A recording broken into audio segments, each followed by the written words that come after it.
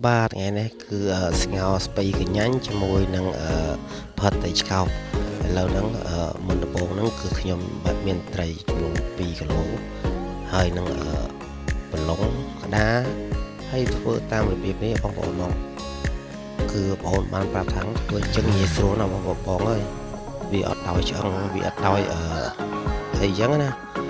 គឺគ្រាន់តែយកត្រីមកដោតចូលកន្លែងដេកគោលហ្នឹងហើយគឺយើងចាប់ផ្ដើម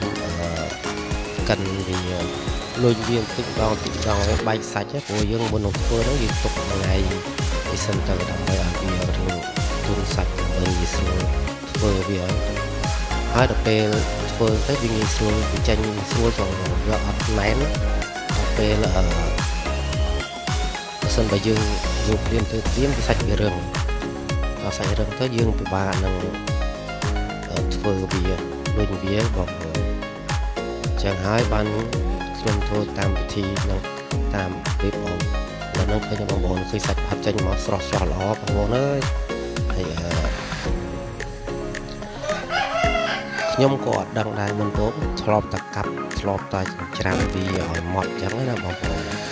ធ្លាប់តែច្រាំតែលើនោះធ្វើអញ្ចឹងទៅគឺងាយស្រួលដែរបងប្អូនគឺអត់ឃើញបងប្អូនចេញសាច់មកល្អណាហមហើយដោយឆ្អឹងគឺដោយឆ្អឹងបន្តិចទូដែរបងប៉ុន្តែបើយើងរើសចេញទៅគឺវាហើយវាអត់អីប្រហែលទេ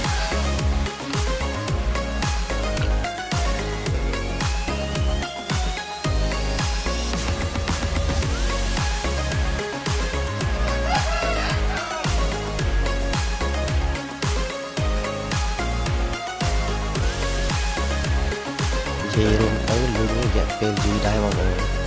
ហើយលុញហ្នឹងឥឡូវនោះបានសាច់ត្រីមកបងប្អូនបានមួយចានកំពុងមកបងប្អូនអើយមួយចានហ្នឹងហើយដល់ពេលដល់វគ្គបន្ទាប់ដែលយើងធ្វើរួចហើយគឺយកវគ្គយើងបោកវាឲ្យស្វិតចូលគ្នាណាបងបោកឲ្យតទៅចូលគ្នាឲ្យស្វិតរហូតដល់វាជាប់គ្នាអញ្ចឹងបងប្អូនម្នាក់ឃើញទេសាច់នឹងល្អហ្មងហើយធម្មជាតិគ្មានលាយសារធាតុគីមីទេបងប្អូនគឺឥឡូវហ្នឹងគឺចាប់ផ្ដើមបានស្ងោរ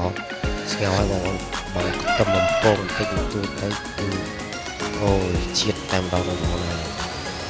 ឆ្ងាញ់ណាស់បងប្អូនធ្វើខ្លួនឯងអញ្ចឹងគឺធម្មជាតិសុទ្ធសាធតែម្ដងបងប្អូនអញ្ចឹងម្ហូបមួយមុខនេះគឺមានតែប៉ុណ្្នឹងទេបងប្អូនហើយអញ្ចឹងសូមគ្រប់នឹងសូមជម្រាបលាអរគុណបងប្អូនអរគ្នា